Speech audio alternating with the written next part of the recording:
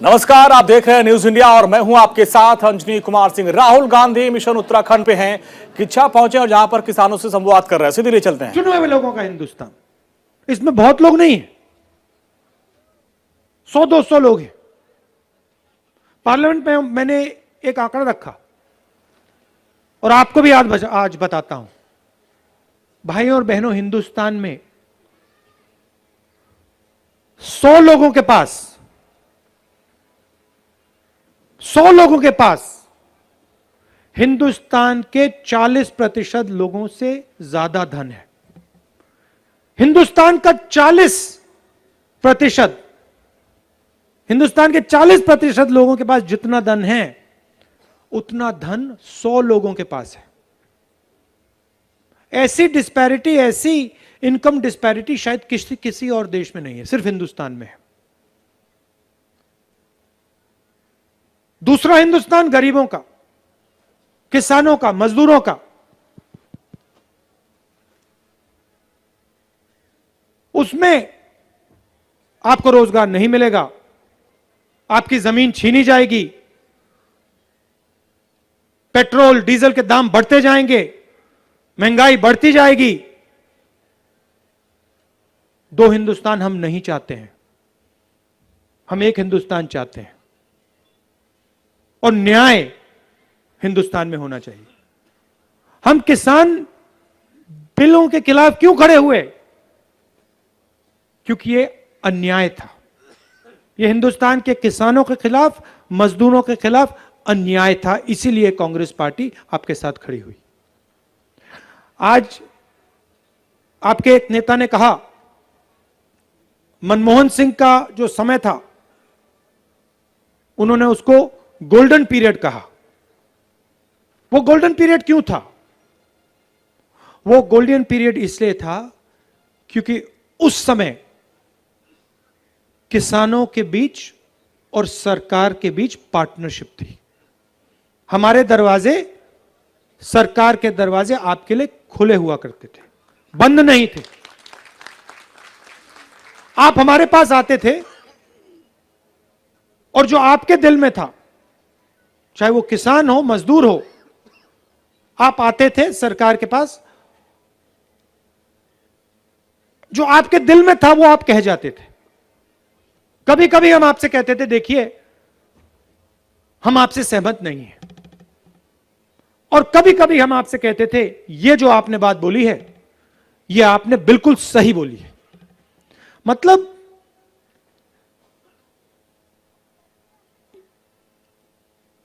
उस समय के हिंदुस्तान में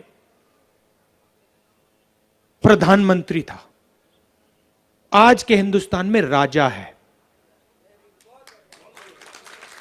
प्रधानमंत्री सुनता है, प्रधानमंत्री के दरवाजे किसानों के लिए, मजदूरों के लिए, छोटे व्यापारियों के लिए खुले होते हैं।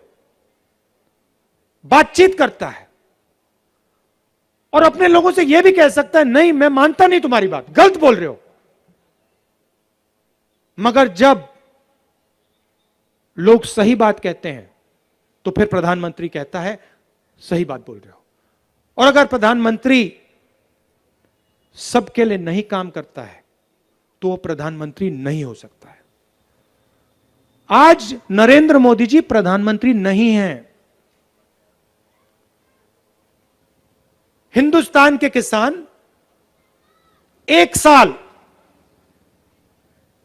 ठंड में, कोविड में सड़क पे खड़े थे, हां या ना? खड़े थे ना? प्रधानमंत्री ने उनसे बात करने की कोशिश तक की।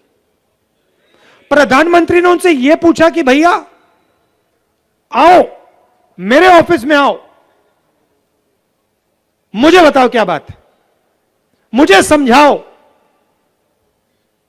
ये कानून आपको अच्छे क्यों नहीं लगते ना?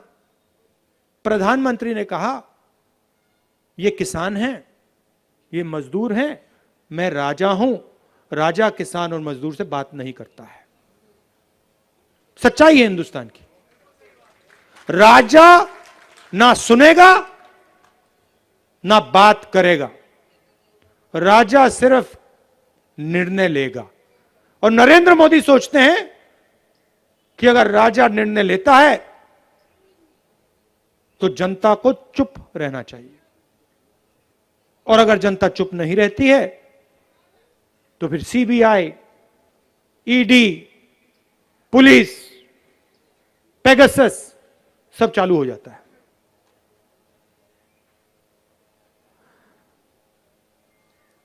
आप हमारे पास आए, मुझे दिन याद है, यूपीए की सरकार थी, किसानों का डेलीगेशन आया, मनमोहन सिंह जी के पास गया, सोनिया जी के पास गया, मेरे पास आया, प्रणब मुखर्जी के पास गया, और आपने कहा बहुत मुश्किल हो रही है। और आपने अपने तरीके से सवाल पूछा। आपने पूछा कि बड़ा उद्योगपति बैंक में जाता है, बैंक के दरवाजे खुले होते हैं, हमारे लिए बैंक के दरवाजे बंद हैं। क्यों? कर्जा है। और आपने हमें कहा हमारा कर्जा माफ कीजिए। और मैं खुशी से आज कहता हूं, 10 दिन लगे थे, 10 दिन के बाद जो आपने हमें कहा, मांगा नहीं, जो आपने हमें कहा वो हमने करके दिखा दिया। 70,000 करोड़ रुपए किसानों का कर्जा माफ किया। क्यों किया? हमने आपको कोई फ्री गिफ्ट नहीं दिया, कोई आपको मतलब तोहफा नहीं दिया। हम समझे कि आप मुश्किल रास्ते में से निकल रहे हो, और इसीलिए हमने आपकी मदद की। क्यों मदद की? क्योंकि आप देश की मदद करते हो, 24 घंटा आप देश की मदद करते हो, और हम जानते हैं कि आपके बिना यह देश नहीं चल सकता है। अब 10 काम हुए हैं, एक थोड़ा सा देर हो गई तो मामला गड़बड़। क्या बार खैरागढ़ जिंदाबाद।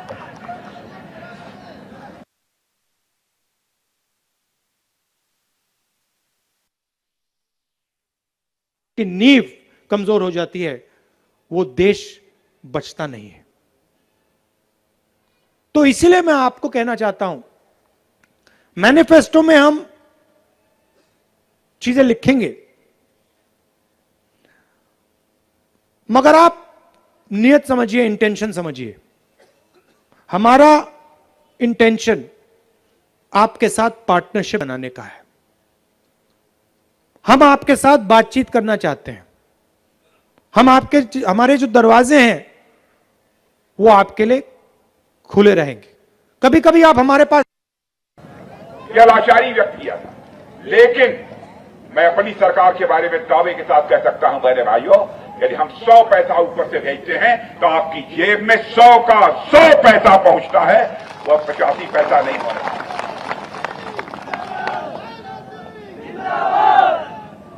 कारण यह है कि भ्रष्टाचार को यदि रोकना है तो सिस्टम में चेंज लाना होगा, व्यवस्थाओं में परिवर्तन लाना होगा, तब जाकर भ्रष्टाचार पर अंकुश लगाया जा सकता है, नहीं तो और कोई दूसरा विकल्प नहीं है।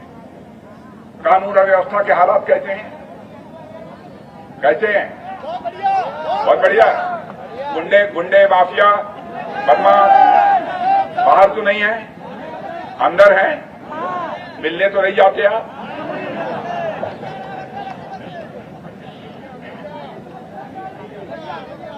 लॉ एंड ऑर्डर, कानून और व्यवस्था। मेरे बहने भाइयों, विकास की पहली शर्त होती है कानून और व्यवस्था का चुस्त दुरुस्त होना। विकास किसी भी सूरत में नहीं हो सकता जब तक कानून और व्यवस्था चुस्त दुरुस्त ना हो।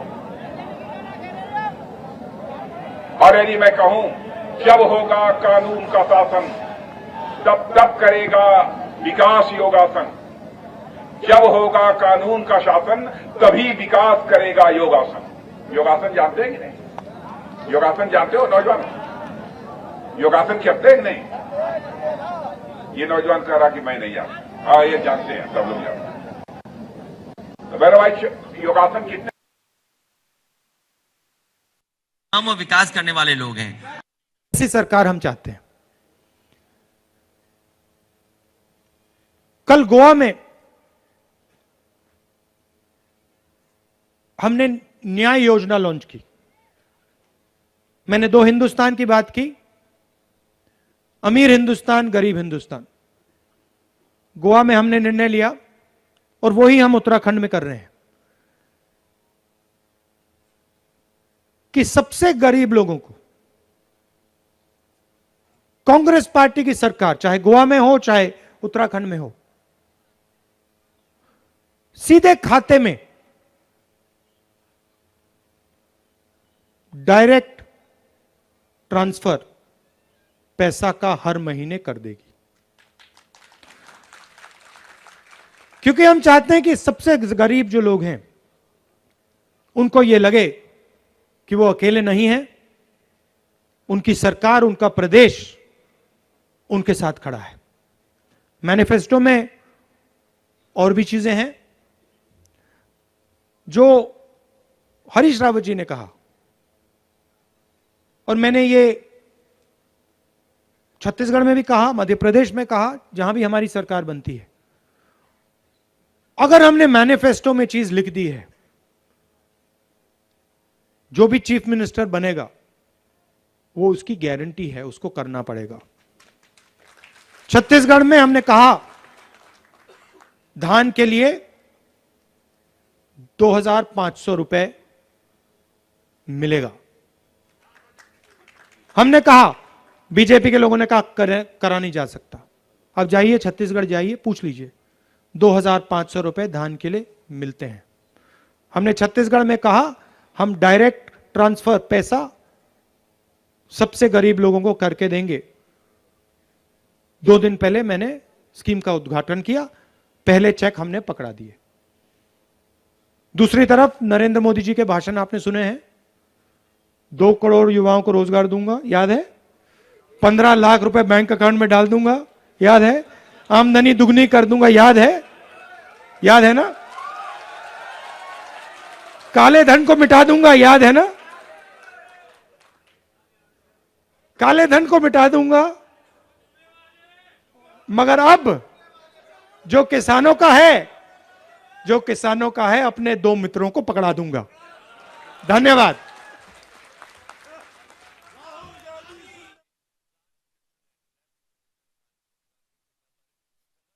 उन्होंने किसानों से संवाद किया और केंद्र सरकार पर, नरेंद्र मोदी पर जोरदार हमला किया और वादा भी किया कि गोवा की तर्ज पर हम उत्तराखंड में भी जब हमारी सरकार आएगी तो गरीबों के लिए, किसानों के लिए हमारी योजना रहेगी। जैसा कि हमने छत्तीसगढ़ में प्रॉमिस किया था कि 2000 से ज्यादा समर्थन मूल्य पर धान की खरीदारी होगी और वो फॉर्मूला हम उत्तराखंड में भी करेंगे। हम बीजेपी की तरह बड़े बड़े वादे नहीं करते। उन्होंने हमला भी किया कि किस तरीके से प्रधानमंत्री मोदी ने बड़े बड़े वादे किए थे कि 2 करोड़ नौकरी देंगे, 15 लाख रुपए अकाउंट में डालेंगे, किसानों की आय 2022 में दोगुना कर देंगे, लेकिन कुछ नहीं हुआ। लेकिन हम जो वादा करते हैं उसको पूरा करते हैं। साथ साथ उन्होंने ये भी कहा कि यहाँ पर 2 भारत है, एक गरीबों का, एक अमीरों का।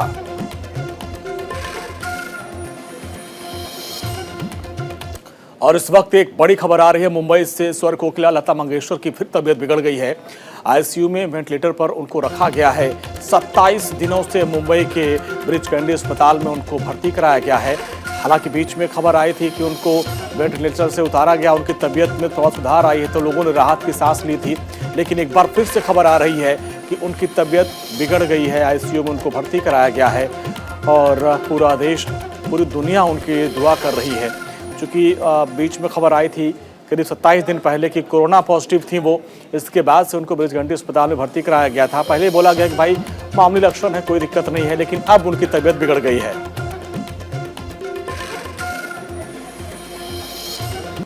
और इस वक्त एक बड़ी खबर आ रही है, हैदराबाद को आज बड़ी सौगात प्रधानमंत्री नरेंद्र मोदी देने वाले हैं। स्टैच्यू ऑफ इक्वलिटी प्रतिमा का अनावरण करेंगे और हैदराबाद में ये 216 फीट ऊंची प्रतिमा का अनावरण किया जाएगा। 11वीं सदी के संत रामानुजाचार्य की याद में ये प्रतिमा बनाई गई है। करीब दोपहर 2:45 बजे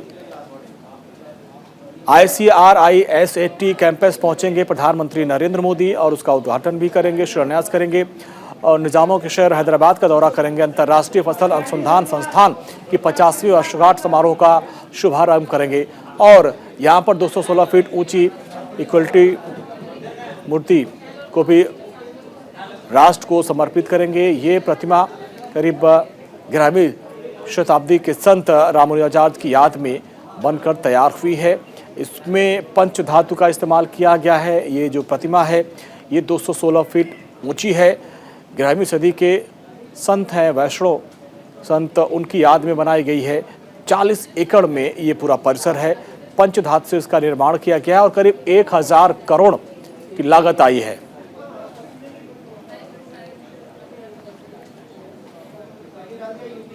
चलो, स्टैचू ऑफ इक्वलिटी की खासियत क्या है ये भी आपको बता देते हैं।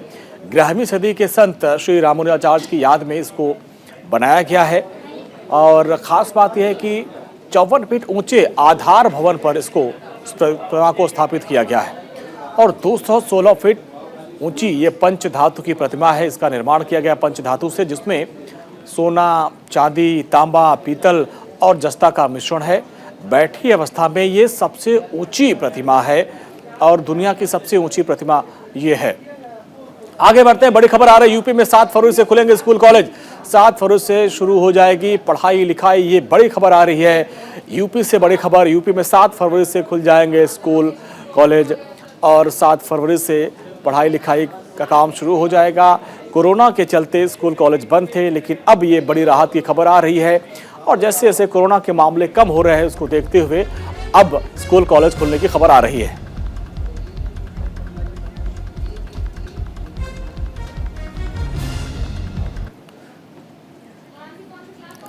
तो अब यूपी से बड़ी खबर आ रही है। यूपी में स्कूल कॉलेज खोल दिए गए हैं। 7 फरवरी से पढ़ाई लिखाई शुरू हो जाएगी और अभी तक ऑनलाइन क्लासेस चलते थे, लेकिन अब बच्चे स्कूल भी जा सकेंगे। स्कूल कॉलेज खुल गए हैं।